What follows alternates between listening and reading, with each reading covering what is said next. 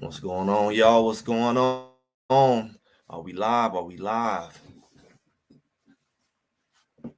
All right. Well, as you know, on Sundays we have our lives, and I must admit this is one of the most highly anticipated lives we've had in a minute. Every week is always a high anticipation after the season, after the games during the season. We get together and we kind of rehash what happened. It's always full of drama and things that happened, especially last year. Um, But the spring is up and going.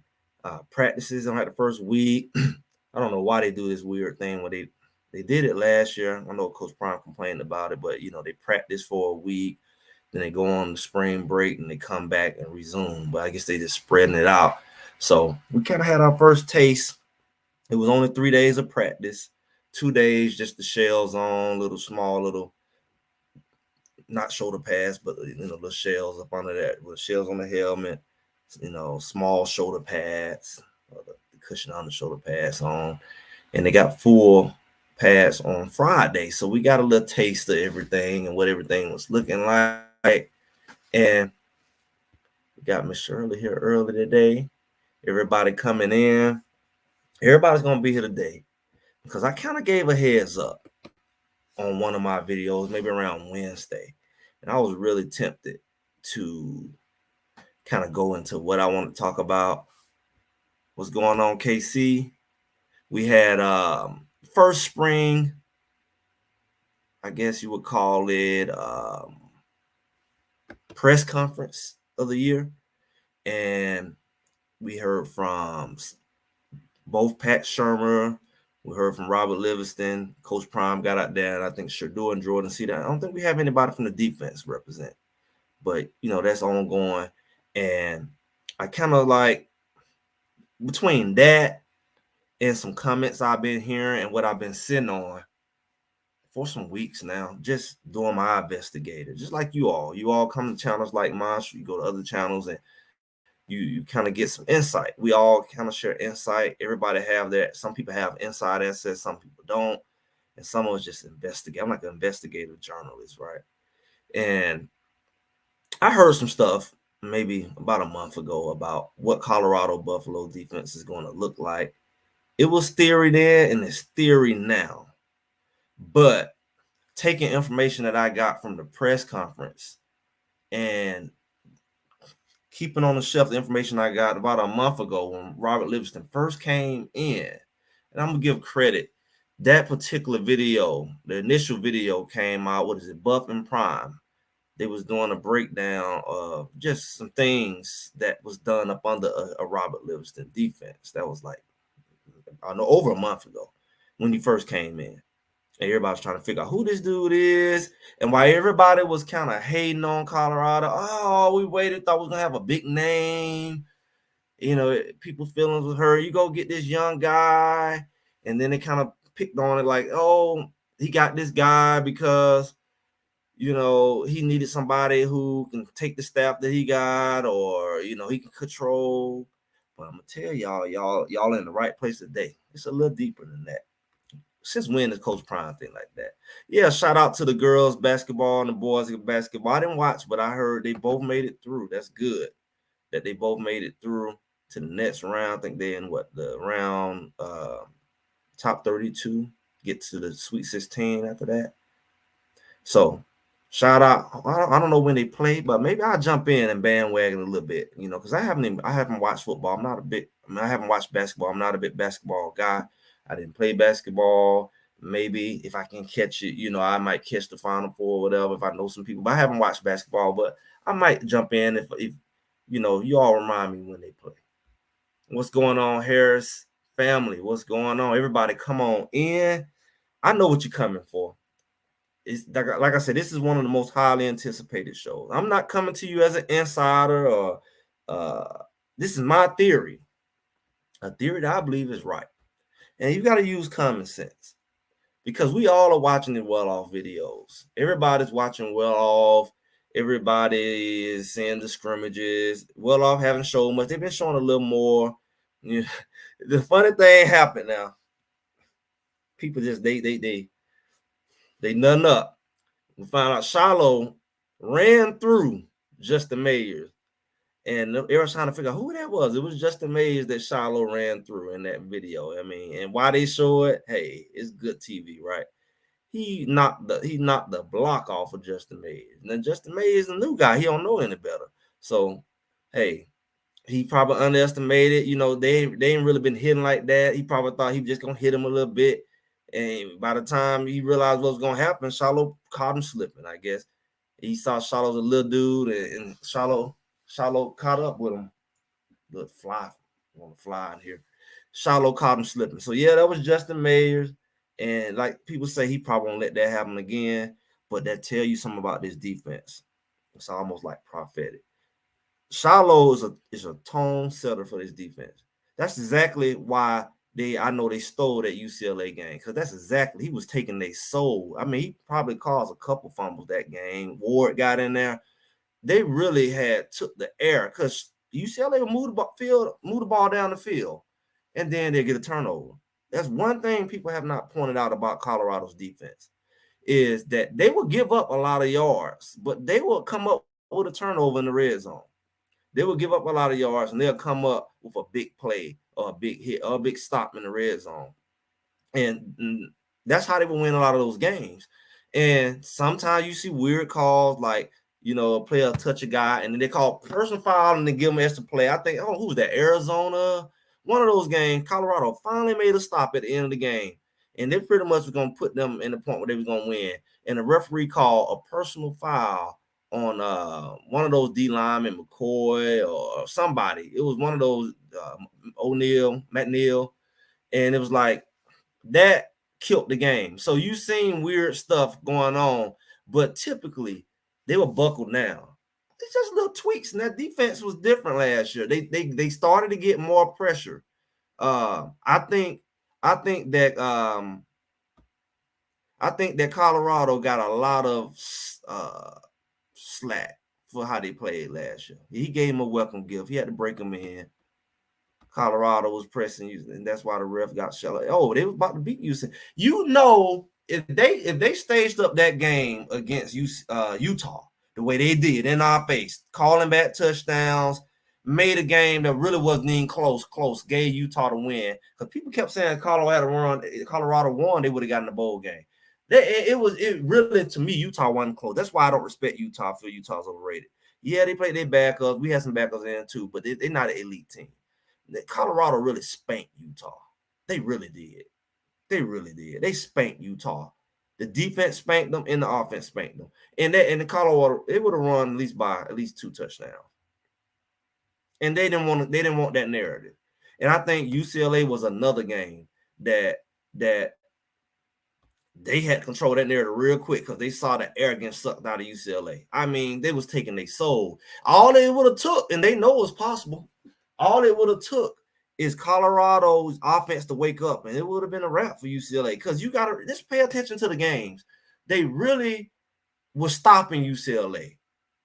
Just look at the games. They really were stopping UCLA. They really were stopping Arizona. They really were stopping Oregon State. They really were stopping extending drives, or put them in scoring range. The field probably one of the, because I hear a lot of people starting to say that had 2 picks. No online lost that one. Yeah. If you had stayed in the game,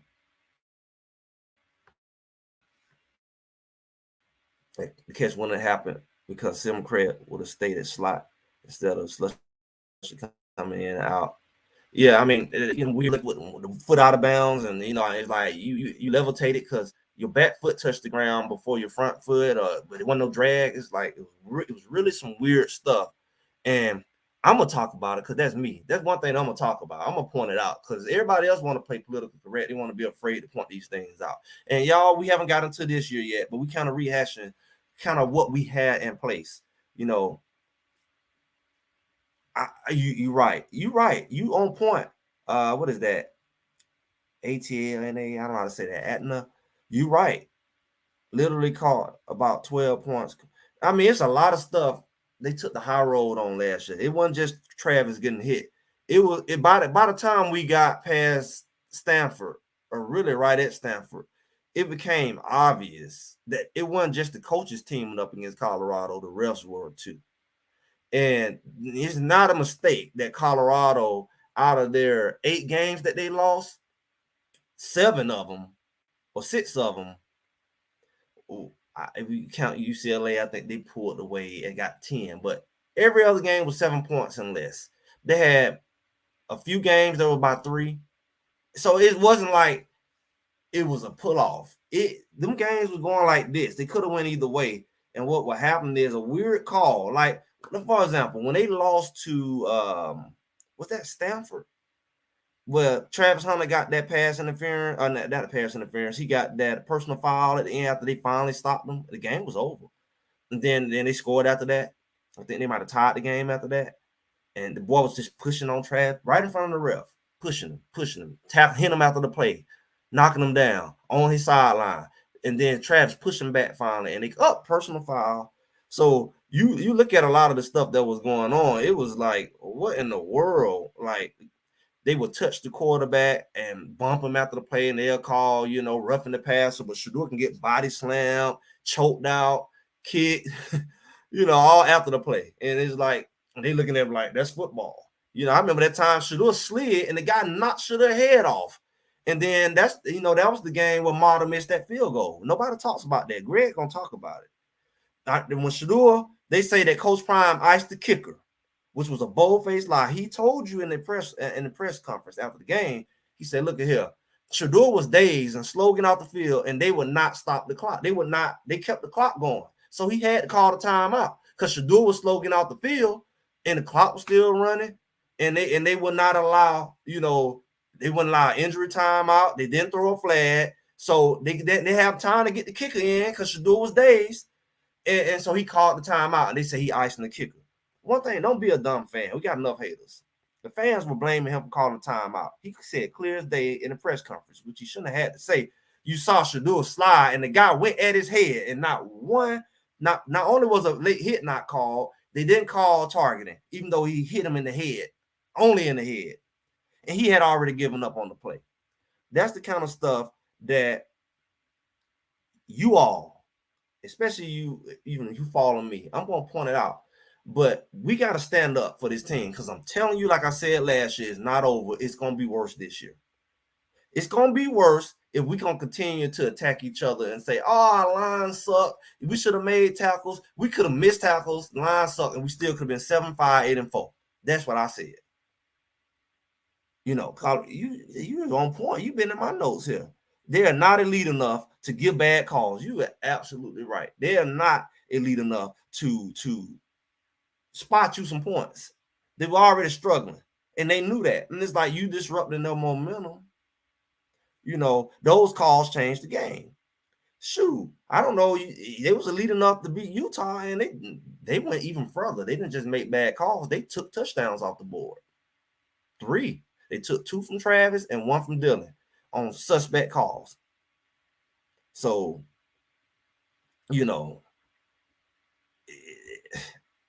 don't know an elite team that can handle somebody taking 3 touchdowns from them.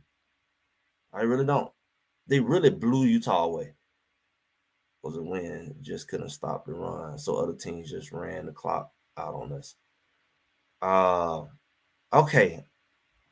That's a good point. Let me tell you something, Dex. Now, I got on somebody, I got on another content creator. Y'all might have saw me. He got mad. And because this is a point. Because I still go on other people's stuff. I ain't here for problems or the smoke, but let's just be real, guys. Remember the narrative last year of the whole season was that Colorado couldn't stop the run. That's partially true. But they was not losing games because come on, man. Let's look at it. Let's come together.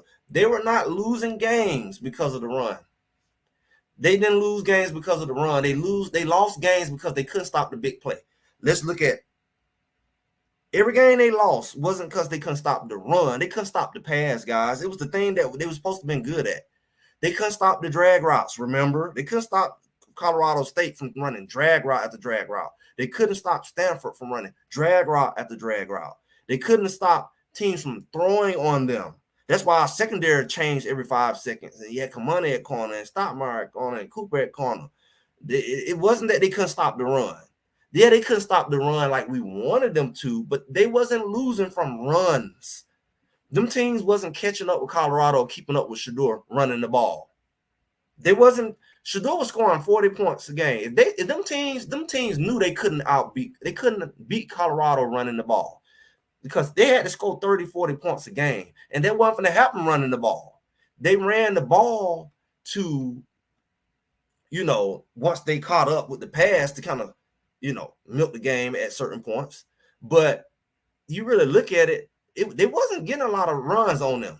They just couldn't stop like 3rd and 2, 3rd and 4. But it wasn't touchdowns. It wasn't a lot of running touchdowns. They had a couple long runs. I remember, I think it was Stanford, when the guy had the goal line run, and he turned from just, I'm trying to get a first down, they on the goal line, to a long touchdown run. That wasn't all the time. What was all the time is them doggone drag routes that turned to 80-yard touchdowns, or just, busted coverages in the secondary. That's what lost them the game. There you go. That's what I'm talking about. Them linebackers wasn't worth a crap for the run or the slant. They wasn't worth nothing because you running 25 slants in a row. I don't did it. I don't jump up on them routes. You play me, I pick it off. Matter of fact, we designed it that way. We played against a team that running slant. They said, let's drop, and I drop right, I pick that thing off. So I ain't talking from fantasy. I did it. And I played DB as well. I played DB and back in high school and college in safety. So I was the guy who you be a linebacker, and then they put me out there man-to-man at corner. So I was that. I was before my time when it comes to these small linebackers, because that he wanted them Ray Lewis linebackers back then. So I wasn't quite a linebacker, and I wasn't quite a cornerback. I was a tweeter, and that's what you're seeing now. You're seeing tweeters playing linebacker because I can get in the box and I can go toe-to-toe with a lineman, and I can also cover a man-to-man. So I was about 20 years ahead of my time. But yeah, I mean, with Juju, Juju was just he more like what we got Wester this year. He just a ball hawk.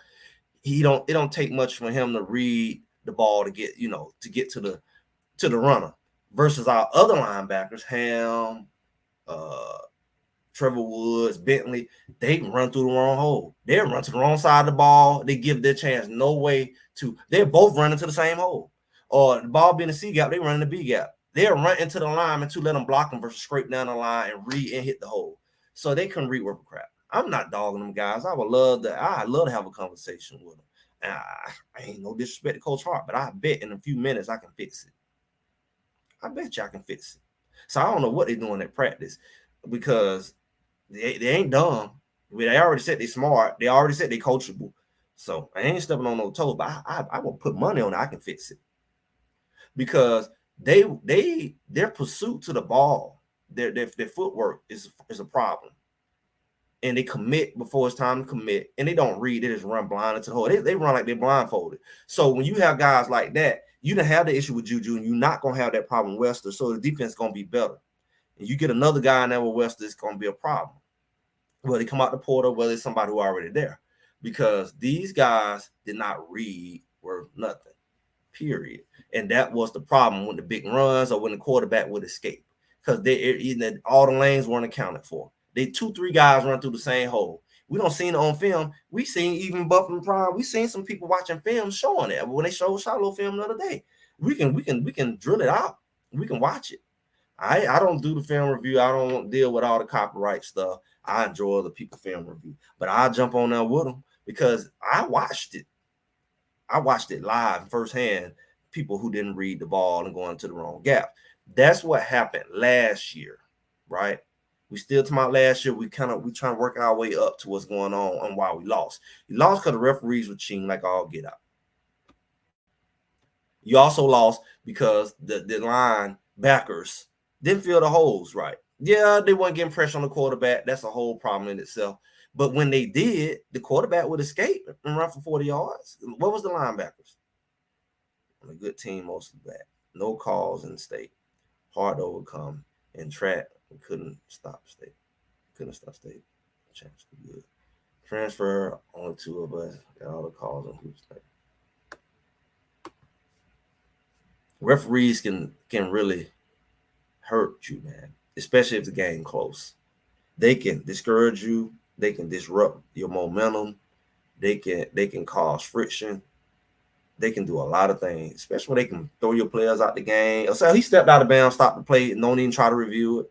Or say he dropped the ball, everybody named mama see he ain't juggling, he didn't that. You got catches that same week, that same day that was called touchdown. His was more clean, you don't call it.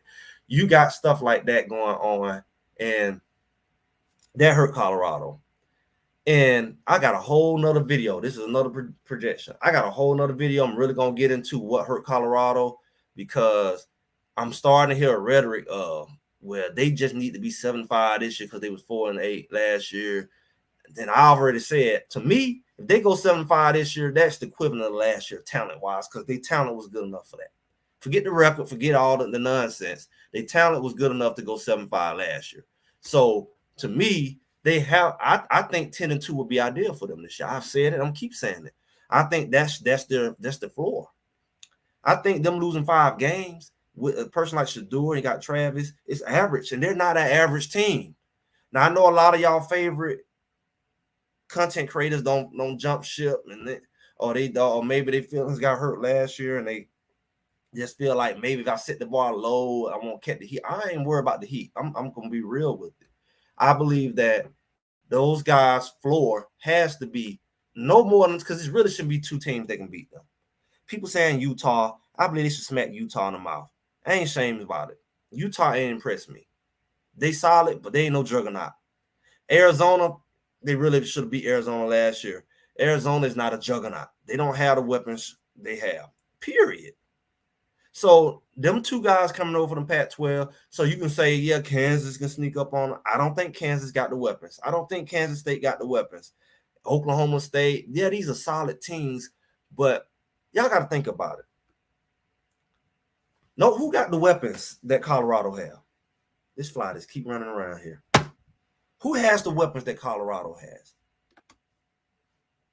I'm going to get him. Who has the weapons that Colorado has? Let's be real. Offensively, we're going to get into it right after this, I promise. Will Shepherd hasn't got there yet. We see Amarian Miller, who's showing you he's going to more consistently be that guy he was at USC. USC couldn't do nothing with him. And you got Wester on the field at the same time. You can't cover Wester with one man. Your linebacker ain't finna cover him. Let's be real. Your line, if you got Wester on the field, Shepherd, who ain't got that yet, and Amarian Miller on the field at the same time, who got them kind of weapons? And you still got Shador, who's a Heisman candidate at quarterback. I'm saying this for a reason, because when we get into this defense, I'm finna land the case. I'm Johnny Cochran. All right, I'm Johnny Cochran of football. I'm finna land my plane. It's been a little hands off in observing over this video, so I won't get too excited. They have the debt in all positions. We're gonna get into that. We're gonna get into that, especially with defense. I'm just giving y'all a glimpse of why see you so that hey, I'm saying all things from Sherman. We didn't see all that shit. Yeah, buddy. Gonna be a lot of motion. It's gonna be, how can you key in on somebody when they moving? They might move the whole line to one side. This shift. You can't load up on people like that. He finna have a field day with them weapons. Y'all gonna put some respect on that man name. He ain't no rookie. It's right. With no O-line, most penalized, no running game. Absolutely. That's what I'm talking about. I like people on my page. Y'all some smart people, man. I see comments. I think people attract to who they like. I see some stuff on. I mean, where y'all get this from? You got Shador Sanders. who his daddy say, they say his daddy say, that the NFL say, he was top 2 quarterback last year. Okay, you say 3. He came back to play for his daddy. And he is considered right now the top 2. They put him with Beck, who got All-American linemen, SEC linemen, national championship linemen. They trying to compare him to Shedeur. Like, yeah, y'all put him behind his line. Talking real big talk. Shedeur ran for his life and was still top 2, top 3 in every category last year. With the worst lineman. How dare you say anybody can do that? How dare you say Beck can do that? Shedeur was hurt and still out throwing Bo Nix and Penix. Him and Penix was going head to head for total yards all year until about when it just the line just went foolish. He was going toe for toe all year with the top touchdowns with a horrible line. He was going toe to toe with the percentage right behind Bo Nix. 2 of those guys were Heisman finalists, and Shedeur numbers rivaled them at least the first half of the season with the worst line. Y'all don't play with me. I ain't even gonna talk about a hater. Come on, y'all. You gonna be a fan. Come on. Whatever you want for a supporter, come on. San Diego, whatever, they gonna get what they get. Well, let's be real. Will Shepherd on the outside. You got Webster, LeJounte Webster on the inside. If y'all ain't seen his route running and how consistent he catch, go watch his film. I think Buff and Prime did one on him. He can take over a game by himself. You put Amari Miller on the other side by himself. Who gonna cover all them guys in blitz? You be stupid. The line just do half their job. It's a wrap. Get the ball out fast. Amari Miller gonna toast whoever he toasts. Will Shepherd gonna come in and have something to prove. Then you still ain't included Travis Hunter coming in doing what he do. You still ain't included Jimmy Horn gonna have something to prove. How in the world do you say Colorado only gonna win 5 games in the Big 12? Who you think can match up with their talent? I fell out with somebody. I ain't gonna call no name. Maybe he called my name. When he go to call my name, he gonna have a problem. I'm gonna call his. But I was on the channel, and I ain't against nobody. But people had a question of who I am. I'm just me. Greg said it, and one thing about Greg said, he gonna say it. Shedeur was leading the nation past all that. Greg said it's like what it really is about is I said it and I meant it. I ain't hiding behind nobody else. I ain't changing what I said. I ain't gonna pull an okie doke on y'all and say, yeah, I said it. I'm saying it right now. I've been saying it January, February, March. Y'all remember Greg said it. So y'all want to hear the real one football season, y'all know what to come back to. Because a lot of people straddling the fence, they hiding, and then when they get good, they're gonna be like, yeah. But then when the team go bad, if the team go bad, I'm gonna tell you where it went bad. But there's no hopping around. There ain't no bandwagon like that. How in the world do you justify what happened last year with the line you had and compare them to the line this year and say they're going to win the same amount of games? How is a 1 year more mature and stronger Shedeur not going to do better than what he did last year? How do you only had Weaver last year, who was the top receiver? Jimmy Horn's top in receiving far as touchdowns. We never really established that third receiver. I mean, we had Travis Hunter. He all in the league by himself. But Antonio, he didn't step up, and we still had Amari Miller in his growing pain. So we never really had just our receivers in full force last year. Then they was doing them option routes, and Shedeur didn't like it. And the line wasn't blocking. And yet, they still can run up 40 on you. How in the world do you say that Benson, big old Benson, is not going to be better? And the linemen run around, pick boot, running to each other, letting people run by them. How are you going to say that this new line coach going to come in and allow that to happen? That man ain't playing. How do you say it's going to be the same results? What kind of delusion you live in? They got a year of preparation. A lot of them guys came last year, didn't come to after the spring. These guys are here in the spring. How in the world can you tell me that the line is going to be? Hey, I'm just I don't I'm not a hype guy, but I have passion. And my problem is,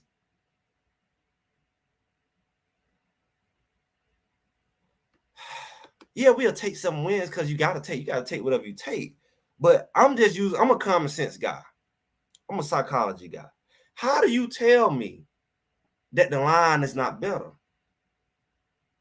You can just common sense forget stats and he said the same thing when he was at the other school. Their size is a difference. Their production is a difference. One came out of the Big 12, one came out of the Big 10. These ain't no group of 5 guys. Only one came out of group of 5, and he was the top one out the portal, Mayers. But if you take Mayers out of it, you telling me we aren't better? You telling me we don't have more depth? Unless everybody hit the portal. You telling me that we don't have more depth? Somebody asked, I think it was Atina. How do you say, okay, Washington there, Connor there? That's too deep at tackle. You say you got Mayers there and guard. I think you might throw in a couple guys at guard. Then you got a couple guys. You got Walker possibly at center, and you got a couple of young guys, Hank from last year at center, and then you got Max Cleveland coming in, young guy, probably red shirt. Then you got at guard, you got Tyler Brown going at it with Johnson, big guys, right? That's depth. That's twisted ankle help. That's I need a breather, and then they're gonna fall off because you out the game. Depth. You got to be at least 2 deep, right? Then you got big Benson over there battling out with Big Washington. Depth. Shavion twisted his ankle last year. It was a wrap. He really should have stayed out, but he rushed back. Okay, you saw it. Somebody say Alton back, right? You saw him running look like Adrian Peterson, like a galloping horse down the sideline. He back, right? Then you say UTEP is known for developing O-line. Well, he said it, I did. It shows because he was number 1 in the portal. So it is what it is. Then you look at, say, I like what I'm hearing from DC. He's going to have different packages and schemes. And I appreciate you saying that, because now we're going to get into what we really came here to talk about. Because what I was trying to say when I say this about the offense, I'm not really here to talk about offense, but what I'm trying to say is the offense produced at the minimum what they did last year. If we have a solid defense, what does that say? When I say solid defense, seem locked in on them guys. Phil ain't finna play with them. You can't tell me this guy ain't finna change this line. You can't tell me the changes in the players and the change in the coach is going to produce the same result. August 31st can't get soon enough, especially when it's my birthday. How about that? They play their first game on my birthday. It's almost like I need to be out there. I don't know. I don't know what the season will look like. Am I going to be going or what, when, what, why? But it's on my birthday. First game. So I'm definitely going to be watching, right? So Colorado's defense, guys. Thank y'all for sticking around, because that's what we really here for. You ever heard of the term positionless defense? I want y'all to put that in y'all notes. We finna go to school. For all the people who questioning what they're seeing right now. See, what you're seeing out there right now on Well Off is not a positionless defense. It's a position defense.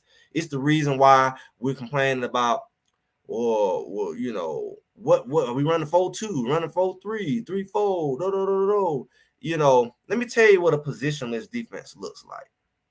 It looks like whatever it want to look like.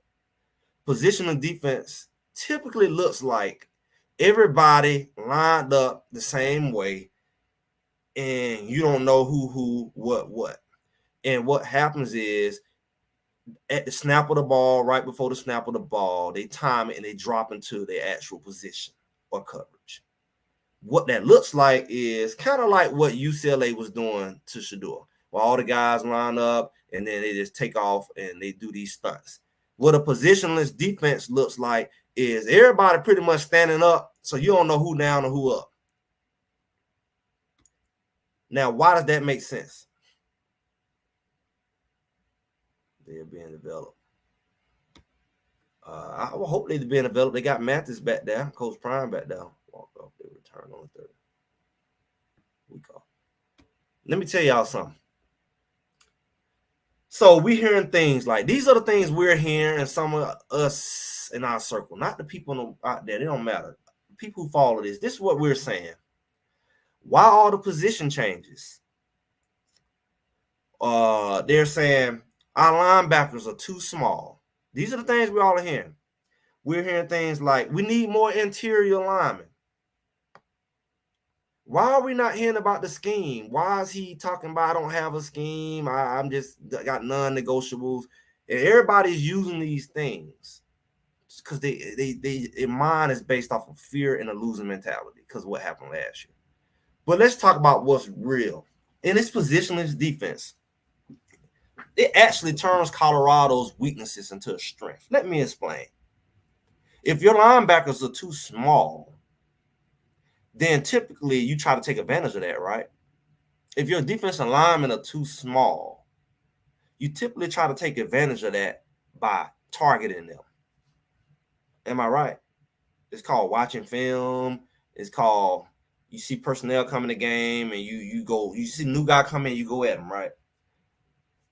The problem with that with a positionless defense is you don't know what position he is. Just because I line up there, that don't mean that's who I am.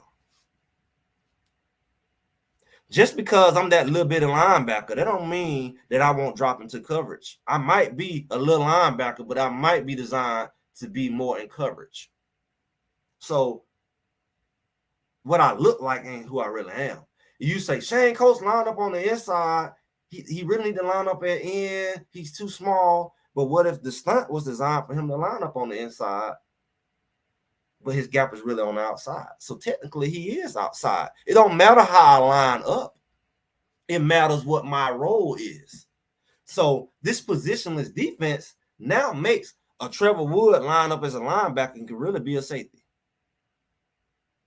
You don't know what he about to do. You don't know where he about to drop. You don't know if he blitzing. You don't know he's gonna drop to the middle of the field. You don't know who's responsible for what. That person lined up over the nose guard, acting like he blitzing, can drop into cover the corner or sit up under that drag route you running. That guy can sit right here and take off on the snap and jump right up underneath that and be a robber.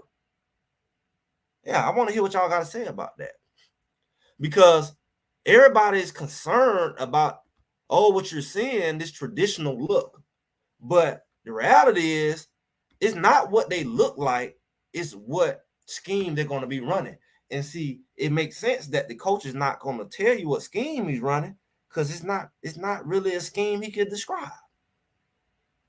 He's not saying I'm going to run a 4-2. He's not going to tell you that because the scheme is positionless.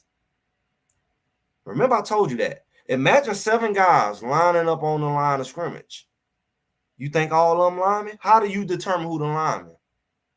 When it's some big linemen, some small linemen, how do you determine who's the lineman when the guy over you can drop back into the flats? Or he can blitz. Or the guy lined up over the B gap can drop back into the middle of the field. Or the edge guy can drop back and the corner can blitz. They can switch. The corner can blitz, and then the guy on the edge, who's really not an edge, he's really a nickel back, he can drop back and cover that corner, and the safety cover over top. This is the kind of defense that you all about to see. I'm not afraid to say this because nobody's paying attention right now. I'm not giving any secrets. The people here who want to know, they're here because they want to know. But one thing about it, even if you did know, you don't know what we're going to do from play to play. It don't matter how they line up. It matters what they do. It's going to be hard to watch film on this team because just because I line up this, I can do 100 different things at the snap of the ball. I can blitz. I can drop in coverage. I can drop into a deep third. I can drop into the hook and curl. I can do a lot of things at the snap of the ball that throws off the defense. So what's going to happen is you're going to see a lot of offensive linemen confused with our defense. Now you're going to be able to bring people into the element again. A lot of people like to see last year, I was one of them, we would like to see Shiloh more in the box instead of in that island back there by itself. He's more effective up close to the line, hitting and blitzing. Same thing with Silman Craig. Even though he's a smaller guy, he can come in like a torpedo. But when you know they coming, they're not as effective because now you can got hot reads and stuff like that. But they all look like they are in a position they're not normally at, but they drop into their normal coverage. Now you can sneak up on them with a blitz or come in with run support. That run support we're talking about. In this defense, we're wondering why are they moving all the linebackers to edge? Why are they moving all the linebackers to end? They just moved Victory Johnson. They moving people around. Everybody's panicking. But y'all don't realize that's just a position title. Because I can line up at the edge and still be a linebacker in this defense. I can line up on the edge and still drop back and be in the linebacker responsibilities. What y'all don't understand is the position don't matter in this defense. I can line up anywhere. I can line up on the freaking line and be a safety.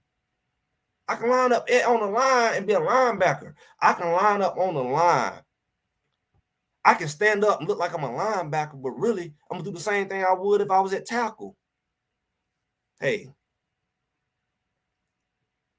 you know what it is, Big Worm. They got to act like they know what's going on.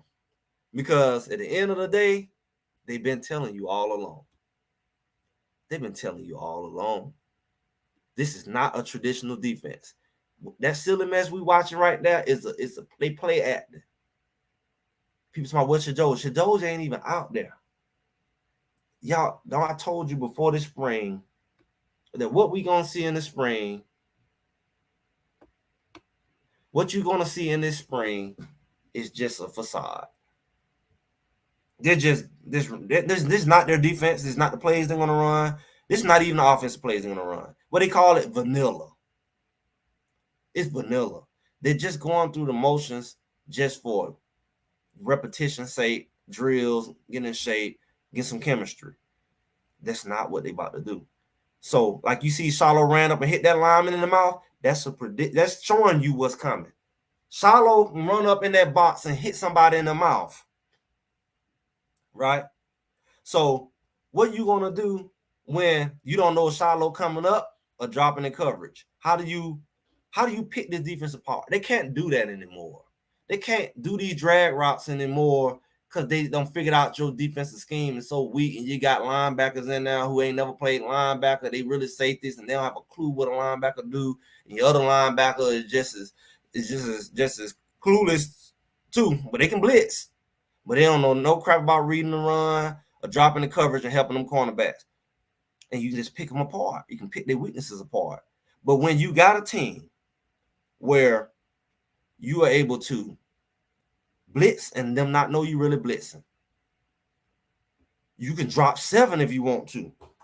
Everybody can know they blitzing and drop 7. Boom. Or you can show 7 and bring it. But they won't know. This is not, somebody said what Coach Kelly ran by far. This is an NFL defense. This is the type of stuff they were running when they were successful in Cincinnati. Of course, it's not going to be the same defense because you got different personnel. You're going to tweak it. But you got to look at the tools he got. So let's run through it. You got small linebackers who are really safeties, far as size and some of their skill set. When you put them in to operate like a true linebacker, you're really limiting them.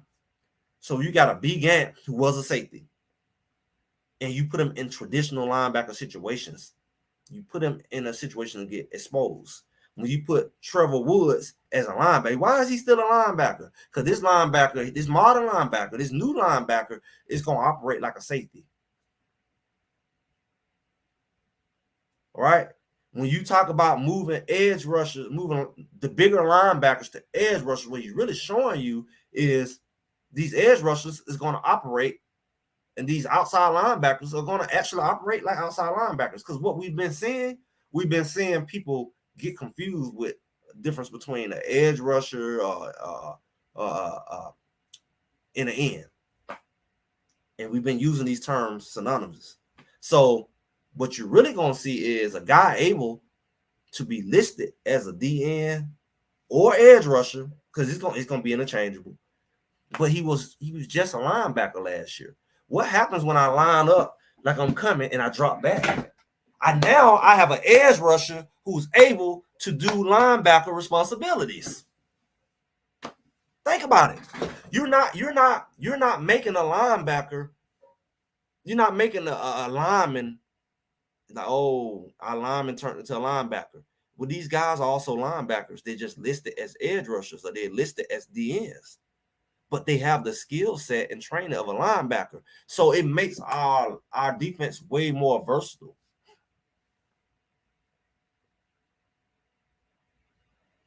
Right? I mean, that's what they showed you. I don't know if it was the whole practice, but that's what they showed you. Turning fumbles and getting picks. That defense, man, that defense was ball hawks the whole season.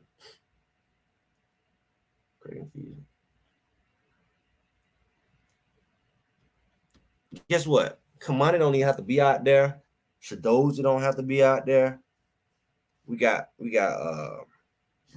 guys injured, but this spring is not nowhere near what you're gonna see in the fall. We still got guys who haven't reported yet.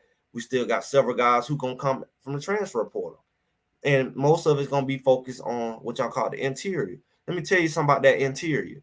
When you line up 7 in the box, that's gonna throw some people off. Because who wants to run with 7 in the box versus a 3-4? You got lanes. But if everybody line up in a lane off the ball and it look like it's covered, it's gonna throw some stuff off. Versus I got 3 guys down in the end over there and 2 linebackers off the ball who can't read worth of crap, and they gotta find the gap and they ain't good enough to find it. Versus I line them up in the gap and let them go from there, whether they gonna come or whether they gonna drop based off the blocking scheme or based off of the scheme itself. It eliminates a lot of potential gap misassignments when you line up in your gap from the jump, or the gap that you gonna switch with the guy next to you. It's going to be a problem for these 18-year-old, 19-year-old guy who has not used to seeing this type of defense. And when you look at, again, the type of players that Colorado have, you're going to see, this is what the guy said.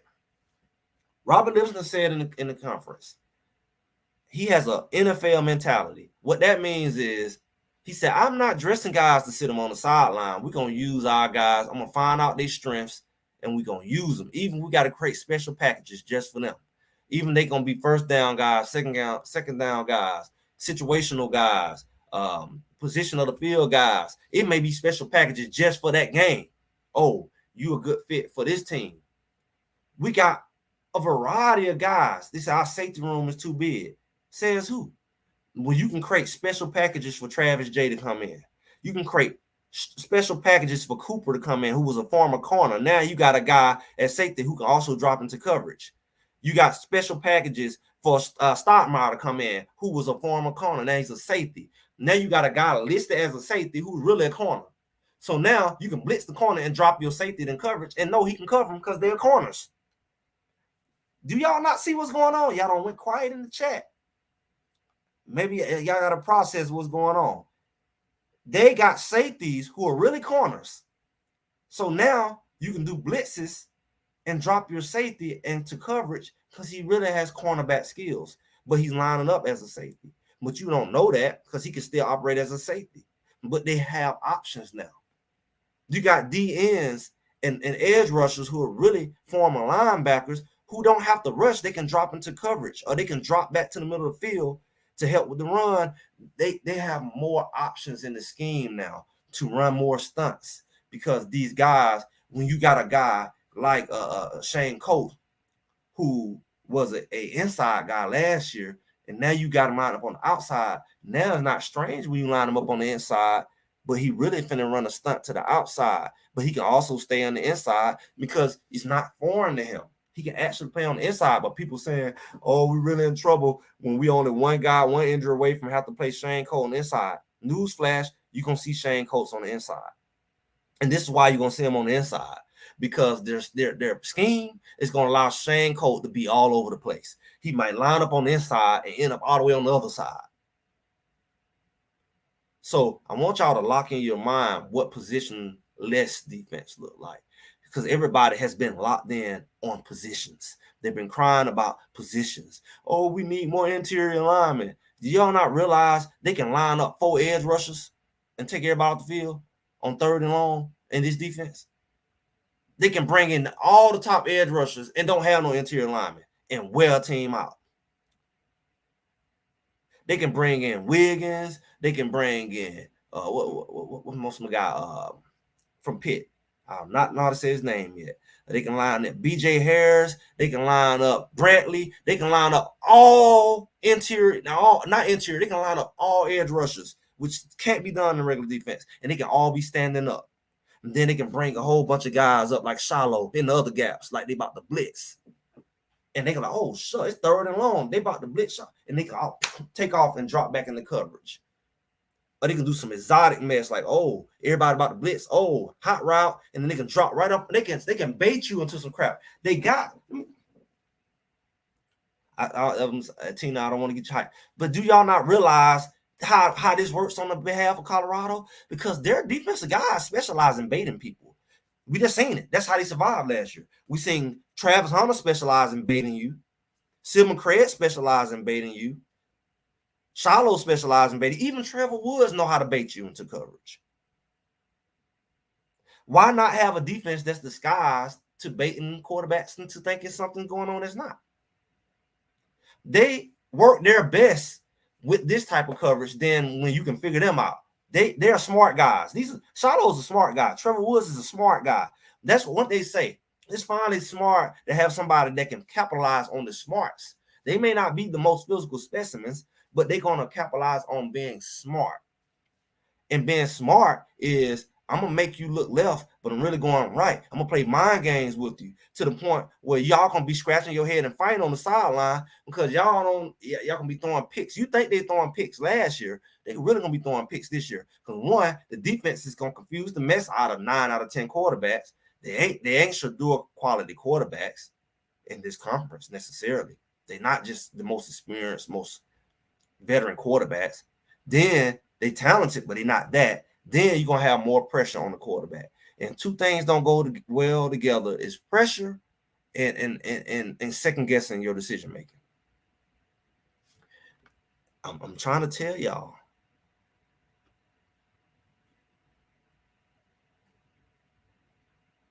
Way ahead. Our defense is way ahead of all the complaining. They was ahead of it when they made the hire. This hire wasn't just about, oh, y'all keep underestimating Coach Prime. Oh, he just want to control. Oh, he just want a young guy he can tell what to do and take his guy. This guy is custom designed for this defense. His style of play, his style of coaching. This defense is going to be vicious. This defense is going to be vicious because we got 2 safeties that will hit you in your mouth. Silman Craig will hit you in your mouth. Shallow will hit you in your mouth. Shoot, Cooper will hit you in your mouth. Stop mouth. See, we played to their weakness. They were hitters. Cooper was leading cornerback and tackle. He was the second leading behind Shallow. Cooper ain't afraid of tackling. We talked about he couldn't cover or he can cover, but does that make him something to throw away? No. The coach already said, I'm going to use you where you strong at. You're going to see Cooper at safety. And he's going to come up. Cooper is the one who came up and hit Jalen Williams in the mouth last year on that cornerback blitz and rattled. That's what rattled USC last year. That's the only time we seen a blitz. Cooper can line up at corner. He can line up on the slot and come and hit you in your mouth. It was Cooper who did that. What if we actually use Cooper more to, like we talked about with Dylan Edwards wasn't used to his best ability? Guess what? They're going to use Dylan Edwards. He already said, I'm going to put Dylan Edwards in space. You should already, I ain't afraid of the other team knowing that. Because now you'll be dumb to know Dylan Edwards in the game, I'm finna blitz Shador. I want you to blitz Shador. I'm going to flick it out there to Dylan Edwards and say, go get him. And you're not finna run him down in space. He's going to get at least 5-10 yards. And it's a wrap. If you use players the right way, there's no way you're going to be up on Colorado. They got too many weapons. They just foolishly used them last year out of place. And it was chaotic. So maybe it was a lot of, drama going on in the camp. Clearly, they weren't on the same page. Somebody probably said it, but somebody was like, "I'm the boss. I ain't doing it," and he gone. Maybe it was a clash. But what I'm saying is, it ain't gonna be no clash this year at offense. Defense, they're gonna come up under Livingston and they're gonna have a good time because it's a freeing defense. Silver Craig said he's just gonna be able to play football. He said, listen what he said, how he used it when he interviewed him a few weeks ago. He said it's gonna be like we all just have them lined up and playing ball. Them boys gonna be cut loose, man. They're gonna cut them loose, and it's gonna be a very blitz friendly defense. Because why not? Because they ain't gonna never know who blitzing. Because everybody gonna look the same. You already got skinny guys, little guys. He too small to be playing nose guard. He too smart to be playing tackle. Exactly, because he ain't even gonna be in that position when to play. He gonna be on the other side of the field. He gonna drop in the coverage. They're not gonna know who coming. And these guys are too talented for you to have to second guess them. Our edge rushers are too talented for you to have to second guess them. Like I said, you bring Cooper in that box, he gonna hit somebody. If you bring Stoudemire in that box, you can say he ain't coverage worth of crap. He may didn't cover worth of crap in open field, but he may be good in the red zone. Especially they don't know if he blitzing or covering. These guys good for something. You see, people had this good for nothing mentality. If you ain't starting, I'm gonna bench you. You need to hit the portal. Quit telling people that. These guys don't need to hit no portal. You need the depth. This coach on defense already said, I'm going to use these guys. It ain't going to just put the guys out there with their hands on the hip the whole game, making Travis Hunter be out there for 100 plays on each side. That's over with. The talent doesn't – they had enough talent last year receiver not to do that. They got enough talent to make sure Travis is at his best. They got enough talent to make sure people are not playing with separated shoulders and injuries and not recovering. They got enough talent. That's what the depth look like. They got enough talent in that safety room that's for the safeties to always be fresh, and nobody ain't beating us on a deep ball because he just ran on a deep route. Let's bring somebody in to give him a breather for a couple plays instead of somebody targeting him the next play because they see he gasped. There's no excuse. You got Travis J. He a bigger size DB. He darn near big enough to be a linebacker. He right behind Gant. If Gant can play linebacker, then but guess what? You can line them up at linebacker, and they won't even be a linebacker in this defense. We got so much talent. Travis J. Cooper, Stoudemire, they safeties. Still got Slusher, safeties. You still got Herman Smith, safeties. You got some guys who will hit. And you telling me that they ain't gonna be able to stop the run? They bring them bigger safeties in who will hit you. Travis J is big as these running backs. You're not gonna tell me that in the red zone you shouldn't bring Travis J in. Stoudemire in. Stoudemire is one of the biggest safeties we got. You can't tell me that coach smart as he say that he can't bring Stoudemire in, that he can't bring Travis J in, that he can't bring Cooper in. They'll hit the running back in the mouth. Herman Smith, bring him in for run support as a safety. You can take Silver Craig out in the red zone when they going big and heavy. You don't have to leave. Why would you leave? I watched them last year on the goal line. Why is Silver Craig in? They ain't. You don't need him in coverage. Then they throwing the coverage. They throwing the ball right over his head. Colorado State. The ball went right over his head. He's a smaller DB. This will be the opportunity to bring a Stoudemire in, who's doing this 6'2", 6'1", 6'2", a taller safety. You can take Hodge out. Bring in these taller safeties. Bring in Cooper to cover the slot. He's a taller safety. Man, he got everything he need, y'all. He got everything he need. That's what I'm telling y'all. That's what I wanted to convey to y'all. Still got these young boys coming. Cam McHale, Draylon Miller. Still coming. And Draylon Miller is big and fast.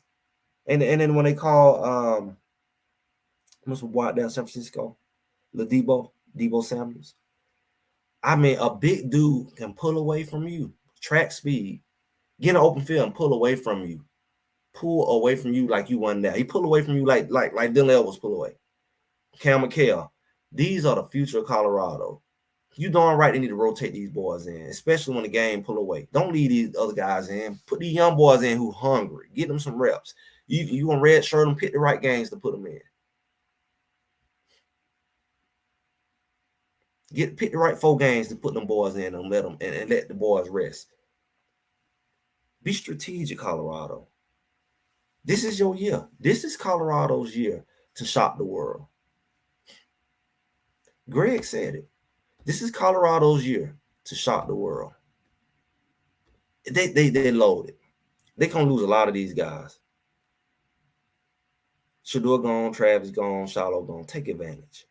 Not to say you're not gonna rebuild, but this is like an all-star team. These guys are older, they're veteran, and they're hungry. They just got whooped last year. They're not playing around. You're gonna lose a lot of these guys next year. You need it. And I'm gonna talk about this. I already hinted. I'm gonna talk about how people say his record is gonna help him and how his record hurt him. That's true. And they're trying to weaponize his record against him. But they know if he win this year, his recruiting class gonna be off the yang next year. So don't be surprised. That's Pac-12. That was dumb. I argued with people last year. It wasn't a Pac-12 thing that cheated him last year. It was a systematic thing that cheated him last year. It wasn't Pac-12 that wanted to hurt him. It was the system as a whole that wanted to beat him last year. They didn't want him to succeed. They didn't want him to go to a bowl game his first year. And they did everything they could to make him fall just short of it. And the record shows it. The scoreboard shows it. The suspect call shows it. The lack of calls shows it. I'm not stupid. And neither are you. This is the kind of stuff he's going to be up against again. So he's going to have to pull away. But don't be surprised if you see some kind of Utah-ish type stuff where you see a whole lot of touchdowns getting called back. Alto McCaskill break for a 40-yard run. Up here, holding. Don't be surprised if they go put them punt returns, catches called out of bounds, called not catches. The same crap you seen in Utah. That's what you're going to see this year. You thought it was a Pac-12 thing. They're going to say, you said a Pac-12 man is Big 12. It's none of the 12s. It's all of them. They don't want this man to win. They don't want him to win. He's not part of the system like they like. And if they can take 3 touchdowns a game from a team, and they did against Utah, surely they can do it against anybody. And, you barely beat a team. They put you in a dogfight when you should have been up 21. They can do that to you.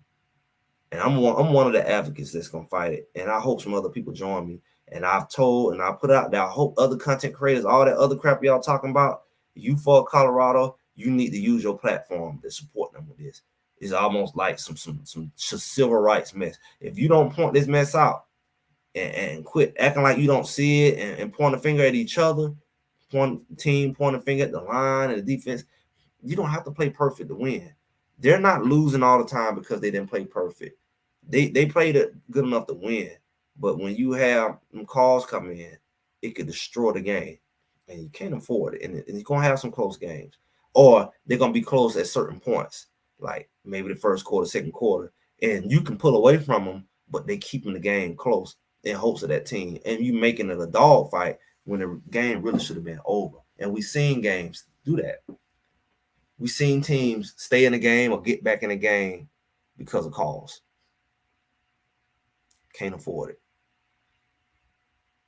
But I hope y'all got something out of this today. This is an ongoing thing. We haven't seen proof of it yet, but I'm willing to stand on it that that's what we're going to see. We're not going to see what we're seeing in the spring. So you see you see people in the comments making all these complaints and whining about, oh, our line not big enough. Oh, yeah, you're going to get some more linemen, but linemen is going to be the least of their concern. When we play against other teams, we ain't lining up with a bunch of buffaloes in the middle of the line so they can, pick us apart. They're not going to know who what. And that's what we're going to base our defense on. The establishment. You better be having a game plan for this establishment because they can rob you. They can make you not make the Big 12 championship. They just clearly shows they can make you not make the bowl game. I guarantee they don't want Colorado to make the playoff. So you best believe the establishment gonna do everything they can to make sure this man don't make the playoff. in his first year because it's designed for him to get there. Because it's no longer just 14 and y'all make a good bowl game. He can go and win this conference. He can go and have a good enough record. And even with the record thing, they can say, oh, we're gonna go choose somebody else in another conference. So they got to beat these teams convincingly. And when they go to shaving points, it's working against Colorado. If you barely beat teams, but you really beat them by 21, and on your record, even though you win, they like you barely won. So they hold that against you in the rankings. When you barely beat Baylor, you really beat Baylor by 21. But you only beat Baylor by 7 points. That even when you win, they can hurt you. So I want y'all to keep that in mind. We got a lot more stuff to pay attention to than is the line good? Yeah, because you can't beat yourself and you can't give people a reason to cheat you because they gonna cheat you. And you got to eliminate as many opportunities for them to cheat you as possible. That's why you got to be disciplined. That's why you got to be not hitting people after the play. And that's why you can't be baited into stuff. And that's why, because they going to go hit Shador after play. And they know the lineman going to retaliate and get a penalty.